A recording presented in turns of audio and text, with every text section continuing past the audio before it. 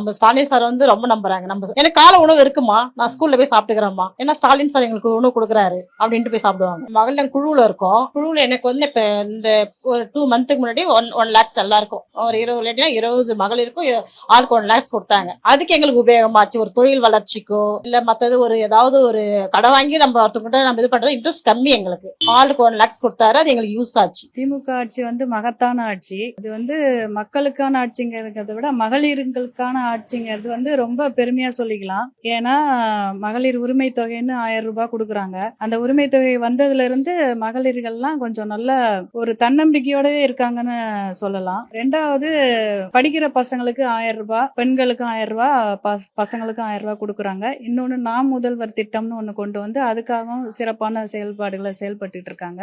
அப்புறம் வந்து மகளிருக்கான பிங்க் ஆட்டோன்னு ஒண்ணு சொல்லி இது பண்ணாங்க.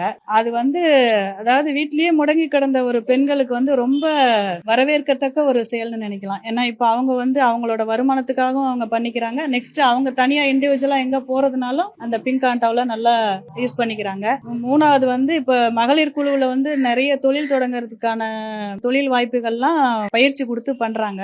அதுக்கான பொருள்களை வாங்குறதுக்காகவும் ஸ்டாலின் வந்து பஸ்ல வந்து ஃப்ரீயா கொடுத்திருக்காரு. 20 கேஜிக்கு மேல 30 கேஜிக்கு மேல அந்த தொழில் தொடங்குறதுக்கான மூலதன பொருட்கள் வாங்கிட்டு வரும்போது அந்த பஸ்ல வந்து டிக்கெட் வாங்கக்கூடாது, லக்கேஜ் காசு வாங்கக்கூடாதுன்னு சொல்லியிருக்காரு. அது வந்து இன்னும் சிறப்பான திட்டம். அதனால இது வந்து அதான் மகத்தான ஆட்சி, மகளிருக்கான ஆட்சின்னு சொல்லலாம். நல்ல செயல்படுறாங்க சார். அவங்க நிதி ஒதுக்கல்னால இவங்களா கொஞ்சம் நல்லா எல்லாமே பண்றாங்க. மழை கால தண்ணி எடுக்கிறது கொள்றது எல்லாமே முன்னேற்பாடா எல்லாம் செயல்படுறாங்க. போன மழையில தண்ணி நிறைய நிற்கிற இடத்துல வந்து முதல்வர் மு க ஸ்டாலின் அவர்களும் உதயநிதி ஸ்டாலின் அவர்கள் வந்து நல்லா செயல்பட்டாங்க. மக்களுடைய தேவைக்கு எந்த குறை சொன்னாலும் உடனே அதை நிவர்த்தி பண்றாங்க. 2026 தேர்தலில் திமுக ஆட்சி தான் வரும்.